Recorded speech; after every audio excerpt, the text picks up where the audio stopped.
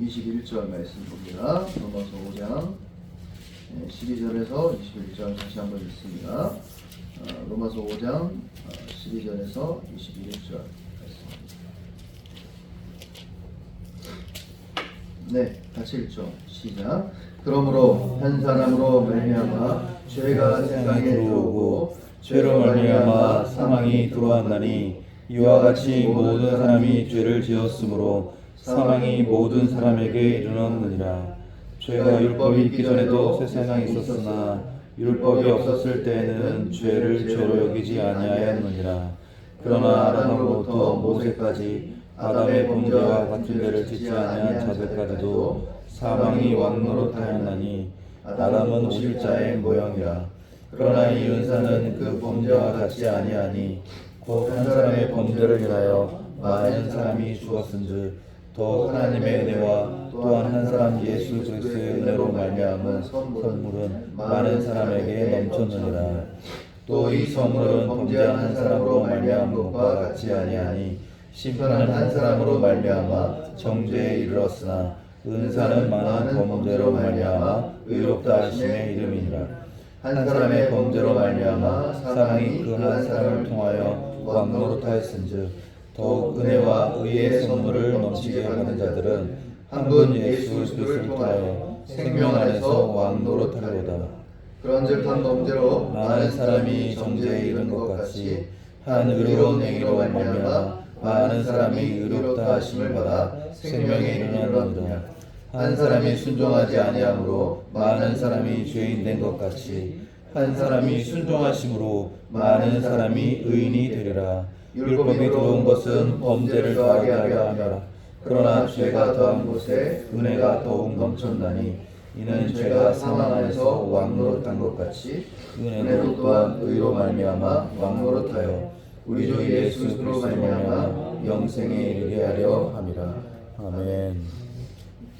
네, 본질을 붙드는 새벽 이제 마지막 날 특세 마지막 날입니다. 여러분 축복합니다. 다 완수하신 분은 더 축복하고 또 이제 보니까 3일 이상 하신 분이 기본이고 너무 축복합니다. 우리 서로 격려할까요? 박수하겠습니다. 네, 감사합니다. 첫째 날 복음에 대해서 나눴습니다. 개괄적으로 나눴습니다. 근데 이제 복음은 여러분과 저의 것이 되기 전까지는 그냥 2000년 전에 한 분 예수님이 이루신 사건에 이제 불과하죠. 근데 이것이 우리 것이 되고 현재 진행형이 되는 것은 이제 믿음으로 된다라고 해서 둘째 날 잠깐 나눴습니다. 그리고 그 믿음은 이제 잘 다루지 않지만 가장 특징적인 특징이 양자의 영, 즉 아들됨, 하나님의 자녀됨으로 아버지 하나님께 나아가는 것이라고 이제 나눴습니다. 그래서 다시 이제 회개해서 이제 복음을 이제 두 가지로 설명할 수 있다라고 제가 이제 설명드릴 수 있다라고 생각합니다. 첫 번째가 이제 하나님의 언약인데요. 이 하나님의 언약 중에 이제 우리가 간구하는 부분 중에 하나가 행위 언약입니다. 아담이 하나님 앞에서 순종을 통해 하나님께 축복을 받는 패턴이죠. 근데 반대도 가능하죠. 아담이 불순종하면 거기에 따라 이제 심판을 받게 되고 저주를 받게 되는 구조죠. 네, 그래서 아담 혼자만의 문제가 아니라 아담이 대표하는 사람들의 모든 운명까지도 아담의 행위와 선행에 달려 있었다라고 우리가 언급할 수 있습니다. 이게 너무 이상하고 말이 안 된다라고 생각해서 안 믿어요. 그러면 예수도 못 믿는 거예요. 왜냐면 예수가 순종한 거지 내가 순종해서 하나님께 인정받은 게 아니기 때문에 그렇습니다. 그래서 칭의에 대한 진리를 붙잡기 위해서는 아담의 행위 언약을 이해하고 있고 믿어야 우리가 믿는 복음이 의미 있고 가치가 있는 것이다 라고 오늘 본문에서 비교 대조하고 있습니다. 아담과 예수님을 한 사람으로 계속 비교하고 대조하고 있죠. 특별히 오늘은 어제 이야기한 것처럼 이제 하나님의 언약 두 번째 부분인데 예수님께서 이루신 은혜 언약이라고 부르는 복음을 조금 설명하겠습니다. 그래서 전체 특세 기간 동안 본질은 예수님을 믿고 참되게 믿고 하나님의 자녀답게 승리하자라는 겁니다. 그런 축복이 저와 여러분의 있기를 예수님으로 축복합니다. 먼저 은혜 언약에 대한 개괄적 설명이 필요한데요. 이제 은혜 언약이 뭐냐면 아담이 행위 언약이죠. 아담이 타락한 이후에 그 즉시 하나님이 이제 전체의 하나님이 사람들과 맺는 언약의 특징을 일종의 이제 전환하시는데 그걸 이제 구속의 역사, 구원의 역사라고 표현합니다. 그 전체가 은혜 언약입니다. 그러니까 여러분이 읽는 창세기부터 계시록까지 창세기 1장과 2장과 3장까지만 행위 언약이고 4장부터는 모두 다 은혜 언약이에요. 할렐루야. 아멘. 그렇게 이해하시고 읽으셔야 돼요. 저는 이제 초신자 때 그걸 몰랐어요. 그러니까 이걸 설명해 주는 분도 없고 신약 성경은 은혜고 구약 성경은 은혜가 아니구나. 율법도 지켜야 되는구나. 그래야 천국 가는구나. 이렇게 이해하는 구도가 형성되기 쉽다는 것입니다. 또 이렇게 이야기하면 여러분은 어떻게 받아들이냐면 분명히 그러면 은혜로 구원 받으니까 율법은 아무 관련이 없구나. 막 살자라고 넘어갑니다. 그러니까 율법과 은혜 사이에서 여러분은 왔다 갔다 하는 신앙생활의 패턴을 할 수밖에 없는 이유입니다. 그 이유 중에 하나가 은혜 언약 안에 담겨 있는 풍성함을 명확하게 파악하지 못할 때 그렇게 된다라고 설명드릴 수 있습니다. 천천히 들어보십시오. 그래서 성경은 전체가 은혜 언약이라고 표현할 수 있습니다. 그러니까 아브라함도 은혜 언약이고 이삭도 은혜 언약이고 야곱도 은혜 언약입니다. 하나님이 지금 이제 물론 이제 그 외에 노아나 모세나 다윗이나 모두 타락한 이후에 하나님이 은혜로 여러분과 저를 만나 주셔서 우리 각자의 행위로는 선행을 통해 영생을 얻을 수 없으니 하나님이 중보자를 세운 겁니다. 중매인을. 그분이 예수님이시죠. 그래서 예수님을 믿으면 구원받는 방식의 패턴을 바꾸신 겁니다. 즉 우리 각자의 순종이 아니라 예수님이라는 분을 대표로 세워서 우리가 예수님 안에 거하면 예수님의 순종 때문에 천국 가는 패턴을 만드신 겁니다. 그걸 이제 은혜 언약이라고 부릅니다. 그래서 하나님께서 스스로 낮추셔서 자신의 백성들에게 사이에 거하시고 그들에게 복을 베푸시는 방식입니다.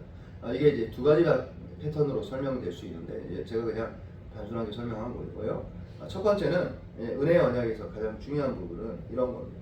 따라합시다. 하나님 편에서 무조건적인 약속을 주셨다. 그러니까 여러분의 행동에 기반해서 천국 가는 것도 아니고 여러분과 저가 이 땅에서 순종하는 것 때문에 하나님이 예뻐 보여서 천국에 여러분을 인도하시는 거 아니에요. 그러니까 제가 목회 열심히 한다고 천국 가는 게 아니에요. 여러분이 직분을 열심히 감당한다고 천국 가는 것도 아니고요. 이걸 믿는 거예요. 두 번째 패턴인데 인간 편에서의 관계입니다. 즉 언약이란 건 일방적이지 않아요. 서로 간의 관계성입니다. 서로 간에 묶는 거죠. 그래서 하나님 편에서 무조건적인 약속을 통해서 중보자이신 예수님을 통해 여러분에게 은혜로 초대하고 사랑해 주시죠. 동시에 이 언약의 특징이 뭐냐면 가만히 아무것도 안 하는 게 아니라 여러분 편에서 신자 편에서 하나님께 그 크신 은혜에 대한 반응을 합니다. 그걸 이제 책임, 의무라고 표현하는데 그게 뭐냐? 따라합시다. 믿음과 순종. 그러니까 믿고 순종하는 거예요. 믿고 순종. 그게 여러분과 저의 반응입니다. 그러니까 이 두 가지가 결합되는 겁니다. 하나님이 무조건적으로 약속해 주시고 여러분은 가만히 멀뚱하게 있는 게 아니라 믿고 순종하고 그분을 따르는 방식입니다. 로마서 1장 5절에 보시면 믿어 순종하게 하셔서 이렇게 표현합니다. 그래서 로마서 16장 26절 찾아볼까요? 한 구절만 찾아봅시다. 로마서 16장 로마서를 마무리하는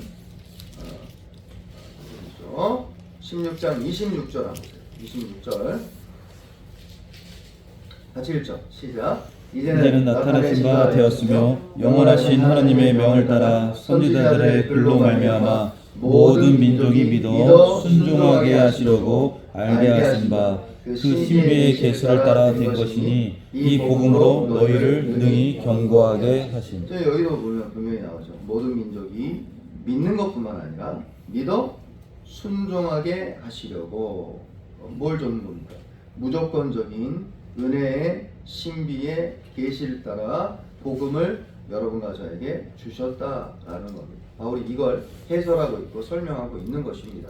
즉 이 두 가지가 묶어져서 은혜의 언약, 하나님과 우리 사이에 언약이 맺어졌다라고 표현하고, 그걸 통해 하나님은 저와 여러분을 가까이 인도하시고 저와 여러분도 하나님과 함께 동행하는 것이죠. 물론 믿음 자체가 하나님의 선물입니다. 그러나 동시에 선물인과 동시에 여러분과 저의 편에서 책임이기도 하고 의무이기도 합니다. 그래서 성경은 뭐라고 명령하냐면 명령에 기반해서 여러분에게 명합니다. 주 예수를 믿으라 하는 거죠. 따라합시다. 주 예수를 믿으라. 이게 명령하는 겁니다. 그러니까 명령하는 거예요. 그러니까 우리 편에서의 의지와 우리 편에서의 결단과 책임이 동반된 거예요. 그러니까 하나님 편에서만 은혜를 주셨다라고 말하지 않고 믿으라는 거예요. 믿으라. 순종하라는 거예요. 그러니까 즉 이런 측면에서 보면 믿음과 순종은 언약의 조건이죠. 명확합니다. 그러니까 아까는 무조건적인 은혜라고 했는데 또 동시에 조건이 있다. 예, 조건이 있는 거예요. 이걸 설명할 수가 없는 거예요. 그냥 이 정도로만 설명할 수밖에 없어요. 성경은 그렇게 이야기하니까. 그냥 한편으로는 하나님 무조건적인 은혜인데 또 동시에 이 땅에서 여러분의 반응, 리액션이 필요한데 그 리액션은 성경은 분명히 믿으라, 순종하라 라고 이야기하는 겁니다. 그러니까 언약의 조건이죠. 은혜 언약에 여러분이 끈이 하나님과의 관계가 더 돈독해지고 여러분과 제가 하나님과의 관계가 더 붙잡아지기 위해서는 이 믿음과 순종이 있어야 되는 겁니다. 여러분과 저의 의무로서. 두 번째, 이것은 예수님께서 둘째 아담으로서 행동하신 겁니다. 그러니까 아담이 첫째 아담으로서 본인의 순종에 따라 자신들의 후손들의 운명이 결정되는 것처럼 똑같습니다. 예수님이 둘째 아담으로 이 땅에 오셔서 순종하셨죠. 할렐루야. 십자가에 죽기까지 순종하셨습니다. 그래서 그 순종에 따라 영생이 주어진 겁니다. 근데 본인이 그 영생을 얻지 않고 언약의 머리로서 언약의 머리 아래에 있는 언약 백성들에게 당신의 영생을 돌려주기 시작한 겁니다. 그게 로마서 5장이 말하는 바입니다. 보세요. 로마서 5장 18절 19절입니다. 여러분이 좀 읽어주시겠어요? 로마서 5장 18절 19절 시작.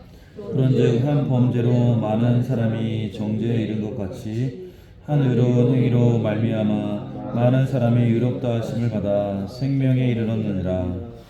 한 사람이 순종하지 아니함으로 많은 사람이 죄인 된 것 같이 한 사람이 순종하심으로 많은 사람이 의인이 되리라. 아멘. 너무 큰 은혜죠. 그러니까 우리는 이 진리를, 이 복음을 믿고 순종하는 거죠. 이 두 가지가 결합돼서 은혜의 언약이 완성되는 것입니다. 여기까지는 여러분 그냥 아마 들은 이야기일 수도 있고요. 또 뭐 특별한 감흥이 없을 수 있는데 여기서부터 중요한데, 그렇게 되면 뭐가 바뀌냐면요. 율법의 역할과 율법의 의미가 다 달라집니다. 순종의 의미도 달라지고요. 기도의 의미도 달라지고 예배의 의미도 달라집니다. 그러니까 십계명에 대한 여러분의 태도가 완전히 바뀌게 된다는 겁니다. 이게 어떤 의미냐면 여러분과 제가 행위 언약, 즉 아담 안에 있을 때는 율법은 무거운 짐입니다. 예배도 짐이고요. 기도도 짐이고요. 안 그래요?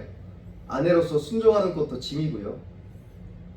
근데 여러분과 제가 예수님 안에 대표가 바뀌고 수장이 바뀌면 어떻게 되냐면, 뭐가 가장 특징이냐면 율법의 의미가 다 달라집니다. 이제 율법이 어떻게 다가오냐면 거듭나서 믿고 순종하는 하나님의 자녀, 즉 예수님 안에 거하는 자에게 율법은, 순종은 어떻게 다가오냐면 감미로운 것이 됩니다. 이게 놀라운 부분입니다. 여러분 시편 119편은 176절까지 있죠. 근데 176절의 핵심 구절이 뭔지 아닙니까? 97절입니다. 저 외웁니다. 왜 외울까요? 너무 놀라워서. 내가 주의 법을 어찌 그리 사랑하는지요. 할렐루야. 이게 누구의 고백이라고요? 예수님을 자신의 머리로 둔 다윗이 이렇게 고백하는 겁니다. 그러니까 예수님을 머리로 둔 자 외에는 율법을 이렇게 고백할 수가 없어요.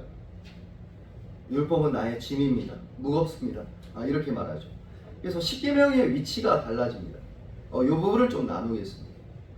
십계명의 위치가 은혜 언약, 즉 예수님 안에 거하면 어떻게 되냐면 뒤에 붙습니다. 뭐라고요? 뒤에 붙습니다. 이 말이 뭐냐면 구원 다음에 붙습니다. 이 말이 어떤 의미냐면 십계명이 받은 은혜에 대한, 즉 그냥 쉽게 말해서 의무가, 여러분이 장로로서, 안수집사로서, 목사로서 섬기는 의무가 앞에 안 붙어요. 내가 예수님 안에 구원받은 은혜에 대한 모조리 감사요, 기쁨이요, 감미로운 것이요, 룰루랄라인 것. 따라합시다. 룰루랄라. 설교 때 룰루랄라니까 좀 룰루랄라 하세요. 룰루랄라. 왜냐하면 기쁜 거예요. 그걸로 여러분이 천국 가는 것도 아니고요. 하나님이 예뻐하는 것도 아니에요. 여러분이 여러분의 직분을 열심히 한다고 하나님 예뻐하는 거 아니에요. 그것 때문에 예뻐하는 게 아니라, 따라합시다. 예수님 때문에 예뻐하신다. 그걸로 자유한 거예요. 은혜 언약은 뒤에 붙습니다. 의무가. 근데 행위 언약은 아담 안에서는 앞에 붙습니다. 항상. 그래서 구원 앞에 붙어요. 그러니까 십계명, 이제 구원의 조건으로서 십계명이 사용되는 것이죠.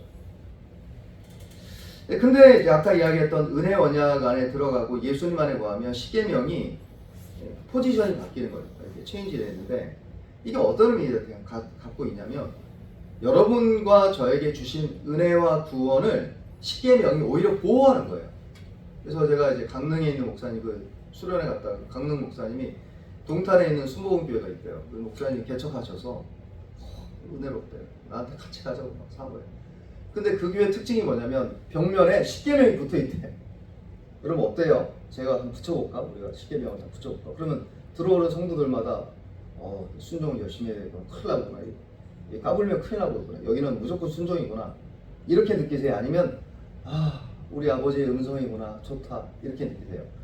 후자가 예수님 안에 거하는 사람의 특징입니다. 아마 그런 의미겠죠. 그러니까 십계명이 여러분의 구원을 보호하는 것이지 여러분의 무거운 짐이 아니라는 것이 되는 겁니다. 대표적인 게 뭘까요? 주일 성수예요. 그러니까 주일 성수가 이걸 지켜서 천국 가는 구도가 아니라 여러분이 한 번 받은 하나님의 은혜를 주일 성수가 여러분을 지키는 겁니다. 하나님과의 관계를 보호하는 것이고 여러분을 돕는 것이고, 이런 패턴으로 바뀌게 된다는 것이죠. 말씀을 마무리하겠습니다. 여러분은 예수님 안에 있습니까? 예수님을 믿고 순종하고 있습니까? 그러면 계명은 무거운 짐이 아닐 것입니다. 그러니까 반대로 계명이 무거운 짐처럼 느껴질 때는 어떤 구도 안에 있냐면 여러분은 행위 언약 안에 자기도 모르게 들어가 있는 거예요. 이제 구원에 대한 감사와 기쁨을 표현하는 도구인 의무와 순종이 마치 천국 가고 하나님께 사랑받는 도구와 수단으로 맨 앞에 붙는 겁니다. 그때 여러분을 돌아보셔야 됩니다. 내가 아직 행위 언약 안에 묶여 있구나. 나는 그리스도 안에 있는데. 따라합시다. 나는 예수님 안에 있습니다. 모두 그렇습니다.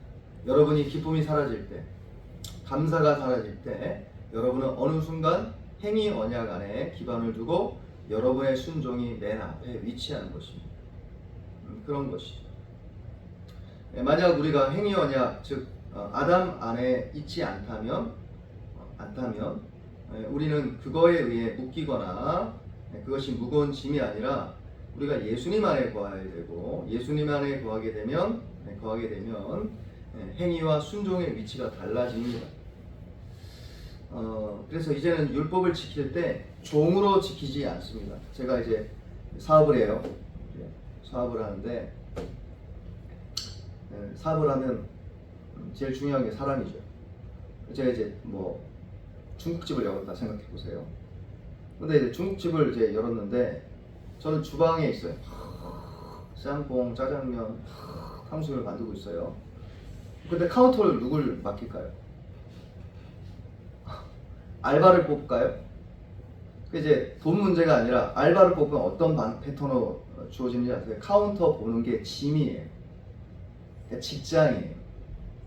근데 이제 제 아내를 카운터에 맡겼어요.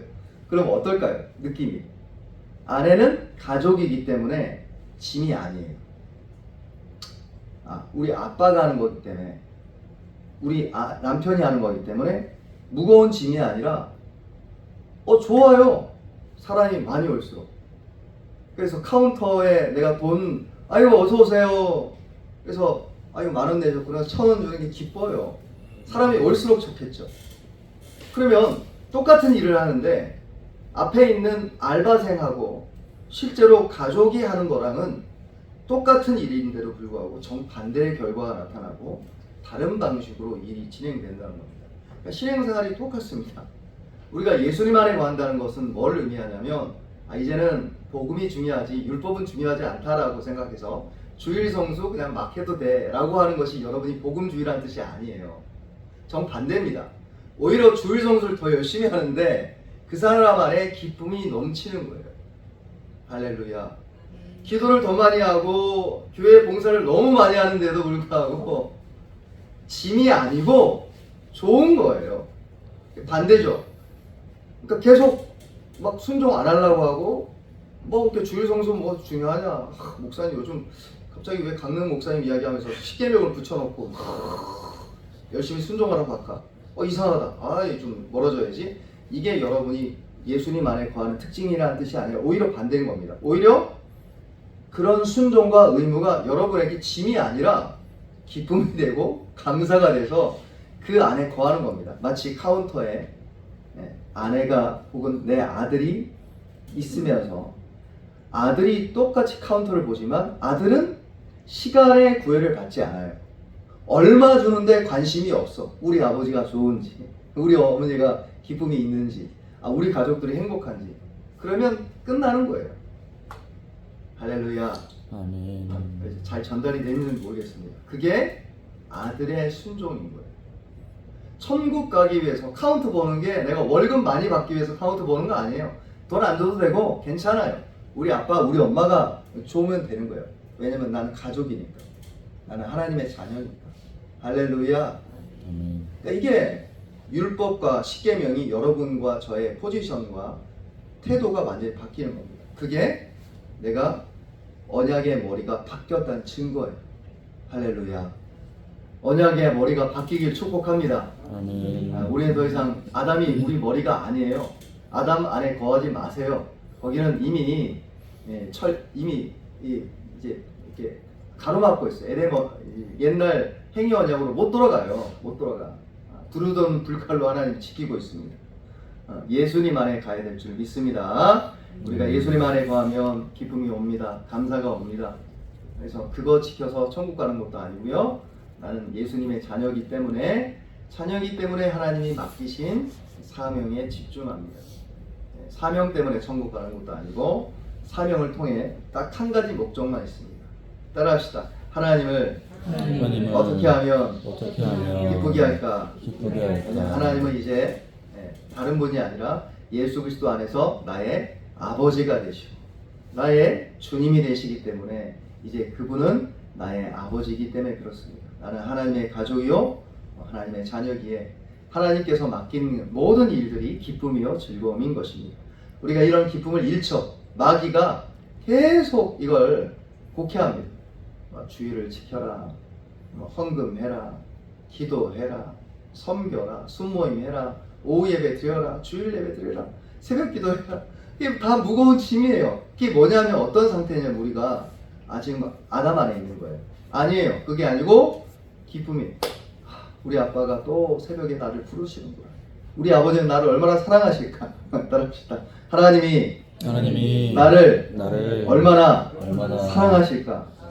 그래서 여러분에게 물질의 축복과 자녀의 축복을 줄 때만 그런 걸 느끼는 게 아니라 오히려 여러분에게 의무를 부과할 때마다 하나님이 나를 믿으시는구나. 내가 열심히 카운터 와야지. 우리 아버지 하나님이 나를 믿으시는구나. 우리 넘치는 애들 열심히 섬겨야지. 이렇게 느끼는 축복이 있기를 주의로 축복합니다. 네, 그것이 은혜 언약 안에 들어가고 예수님 안에만은 하나님의 자녀의 축복인 줄 믿습니다. 이 새벽에 이 말씀을 기억하시면서 내가 예수님 안에 있습니다. 그 모든 의무와 순종이 나에게는 무거운 짐이 아니라 기쁨입니다. 만약 내 안에 이 모든 의무와 순종이 짐처럼 느껴진다면 다시 예수님 안에 들어가 회개하고 믿고 순종해서 예수님 안에 하나님의 자녀의 영광의 자유와 영광의 순종을 할 수 있도록 축복하여 주옵소서라고 하나님께 기도하는 이 새벽 되기를 예수님의 이름으로 축복하고, 그래서 특세 마무리하면서 하나님의 복음을 소중히 여기며 이 본질을 붙잡고 미래를 향해 승리하는 저와 여러분 되기를 예수님의 이름으로 축복합니다. 함께 기도하겠습니다. 우리 기도하죠.